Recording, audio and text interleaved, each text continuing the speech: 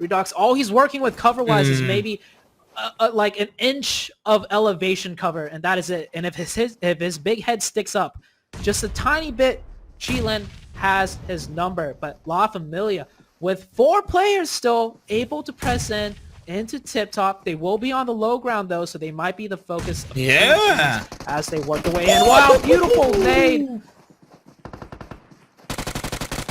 Fantastic stuff from La Familia. I didn't think it would be so easy for them, but let's be fair, they are a team that did show up in the group stage. We haven't seen that kind of confidence from them in the finals, but it's certainly a pleasure to see it in the final day of the finals in this Miramar game. Sheilin's down to 1. 4 Romanian boys still have their 3 players up.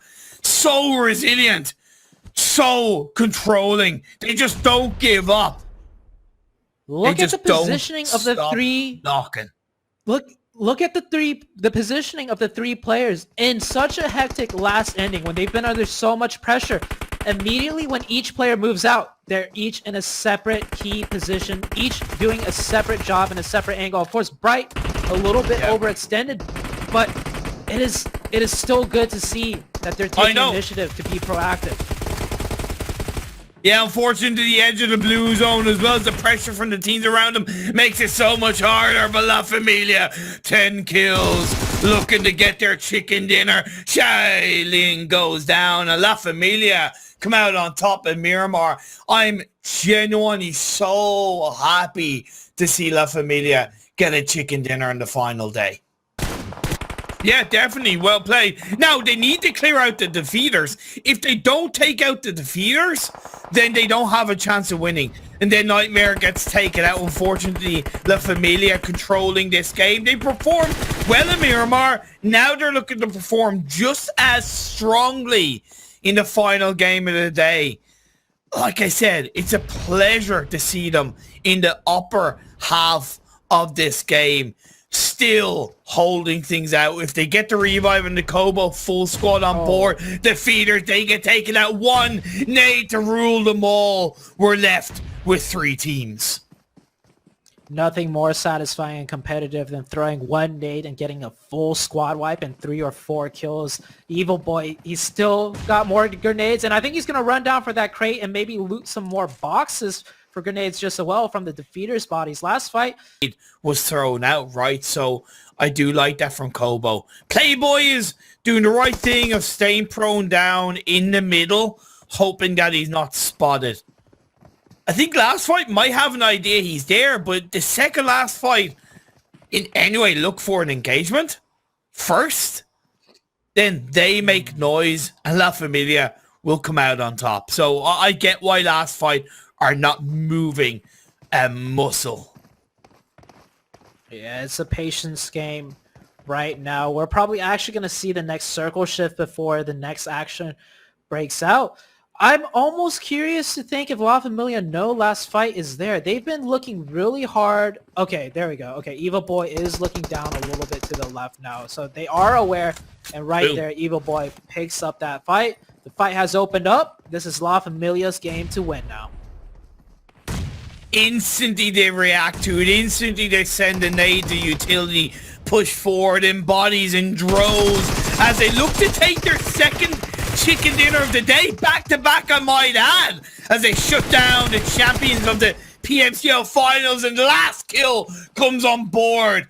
That is, of course, La Familia winning the game, but because I could realistically speak about every single one of these teams, but Familia, really happy to see them get 2 chicken dinners today, back to back as well, shooting them up into 9th overall in standings. I'm going to be watching out for that team. Really going to be watching out for that team. Right, but right now I don't think there'll be a lot coming through, and to be surprised though, like Syrax actually very quick to rotate onto Pachinki Hill and got something out of that. This side as well might just tie it to a 1-for-1 after all.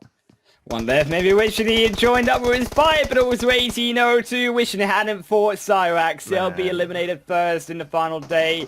4 kills already for this top squad, and Prince on the front end of the game. Like, we've got Conquer UK lacking momentum, like all across the board, to be fair. And then got this one here, but B4V, they're going downhill, this team. We praise them for the aggression. Day 1, 30 points. Day 2, 20. Day 3, 13. And they now have already lost 2. And could be 3. I think if I were 777 Esports, should I say it like this? I would expect them to know that they are a duo based on kill feed. And then they should just take these 2 more kills. But they don't, and I think they are being a little bit hesitant. Of course, the problem here for B4V, they're trying to walk into a compound again, Tarzan, you just can't walk into. And because of this, they get highly punished for it. B4V, Knight on the front, trying to defend, but he just falls straight to his knees. The nade now forces the last one away, but into the open. There's nowhere to go. They also drop it. It's only 1 knock, but no confirmed kills. 3 confirmed, though, against Born for Victory. And 777 also taking the points. A bit of damage has already started to be done. Yeah, like, slowed down looting phase. And that is a beautiful knock. This may be time to go. 2 kills coming through. 4v2 cannot make any mistakes, though, especially with this, like, really far rotation. They need numbers to make sure they can trade whenever. It will be down to that one translate. Not scared to shoot, and that will be him knocked again. A bit too impatient there, and that will be them challenging Syrax and not making it count. Clean fight for Syrax as they progress into the later phases with at least 4 kills. But we can see already getting knocked is in that central position. 777 goes into Raza. And they take down 2 of Conqueror as well, as they will be dropped. But look at the zone, it goes towards the south. Could you predict, Tarzan, a better storyline of a Wrangle, the South Island decision, going back to the fundamentals of how to play a Wrangle and rotations on it? As 777, they do decide to only push even further in. I think Conqueror already really hurting, quite frankly. Now Danoka separated Hisoka, and also 1 death not there to really support Danoka. They do try to find a spray. They do grab 1. Up the stairs comes another. They don't have bullets in the clip to be able to take a second, and it will lose 2. This is really heartbreaking, I think, for Conqueror, honestly. But Hisoka is still alive. There can still be some form of miracle, but it's going to be a reach. It's the last one standing. The comms need to come through, but you can see 777 are not worried. The solo guy is separated, and that means they can first reset, and there's UV coming in. That is a great swap. That is the juice that we're looking for. So confident to come through. You can see Siren as well come in to make sure he trade for his teammates, and with the shotgun delivered the vital knock, and that will be them getting the first squad wipe. 777 are not giving up yet. They are already taking the kills. You know that they had to get those kills. Like discuss on stream as well. So that is going to be good for them. Not quite good would be for 1802, but great for Syrax. So after all, this is where they should know the map. Like they play Sosnovka and they need to go past here like all the time. So this is where they can maybe match with 777 Esports. 777 with 5 kills right now, and with a southern circle, they will maybe go back to where they feel like home, and this could be the magical game for them.